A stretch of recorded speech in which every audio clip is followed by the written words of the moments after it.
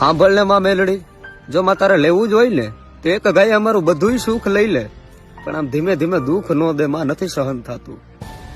તું ગમે એટલું દુઃખ આપીને પણ તારી ભક્તિ નહીં મેકું માં, હું તારાથી દૂર નહીં રહું. તારી ભક્તિમાં કદાચ મારે મોત આવી જાય ને, મારો મરવાનો દાડો આવી જાય ને, તો એ મને પહોંચ થાય માં, પણ તારી ભક્તિ નહીં મેકું માં. મને હાલતા ચાલતા ઉઠતા બેઠતા બસ તું જ દેખાય છે માં, તારા સિવાય બીજું કઈ દેખાતું નથી. તું પ્રાણ છો, તું જીવ છો માં, તું છે ને અમારું ગઠપણનો ઠેકો બની માં, તારા સિવાય અમારું કોણ છે માં. તું ભલે અમને લાડ નો લડાવ્યો, અમારે નથી મળી લાડ, અમારે નથી લડાવવા, અમારે કોઈ વસ્તુ કાંઈ નથી જોતું. બસ માં ખાલી ખમા કહી દઈ ને માં, એક વાર માથે ખાલી હાથ ફેરવી દઈ ને માં, તો એ બધું અમને મળી જાય. હૃદયના ભાવથી મારી તારો હાકલો સાંભળવા માટે છે ને માં, આ રુદિયો કાયમિકના માટે રાહ જોવે છે કે ક્યારે અમારી ભગવતી અમને હાકલો દે. મળી એ અમારા નસીબમાં નથી. જોજે હો, એટલે ક્યાં વાર ન લાગે તારા આવવામાં કે તું આવીને અમારો જીવ વયો જાય. જોજે મળી.